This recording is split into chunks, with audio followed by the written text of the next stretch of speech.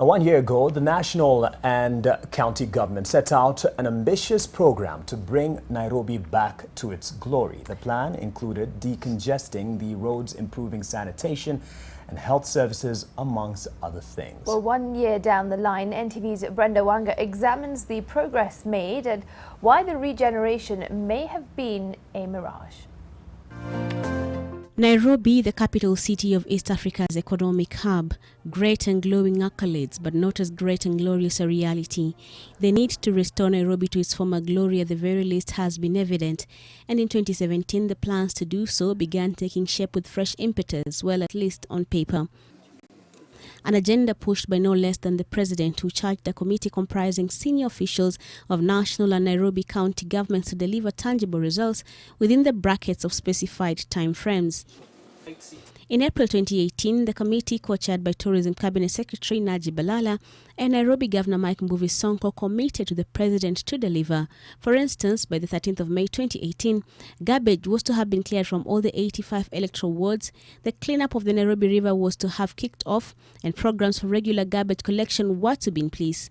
By the same date, the automation of bus terminals should have been complete, a traffic management committee was to have been in place, plus the bus rapid transport system was to be in place.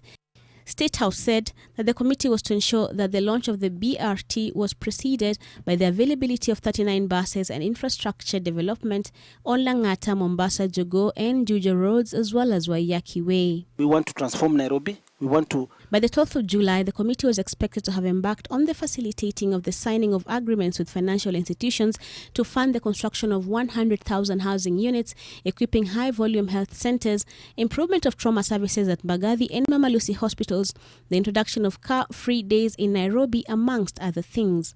The beauty of these targets and timelines is that those asked to oversee the implementation of these projects and programs have agreed to resign if these timelines are not met. In the ensuing months, there have been stutters in the progress of the committee's commitments. The pledge to launch the BRT was initiated almost immediately on the 9th of April, with sections of the Thika Road being marked in red paint to demarcate special lanes for buses, ambulances and VVIPs.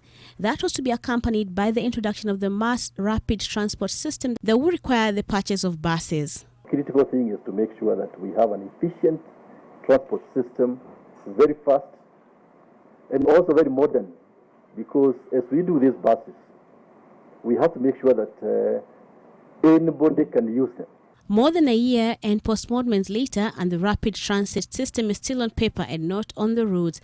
The fading red paint on Thika Road, part of a more complex system whose prerequisite infrastructure was not put in place. The plans to clean up Nairobi River only began recently, long after the promised deadline, and are still ongoing. Plans to decongest the city by creating car-free days have hit a snag after the Ministry of Transport hastily withdrew a commencement notice pending further consultations. The establishment of the Kenya Mortgage Refinance Company only took place in May 2019, over a year after the promise to put it together. An added aspect to the Regeneration Committee was the reclaiming of riparian and grab land in the city, and it saw a spirited start to the demolition of property built on these pieces of land. But even that has since fizzled out after the co-chairman of the committee, Najib Balala, stated that the continued demolition of the suspect buildings would cost the country 500 billion shillings in losses. And as the second year of the Nairobi Regeneration Committee's life begins, all but one of the original members are still holding office. Brenda Wanga, NTV.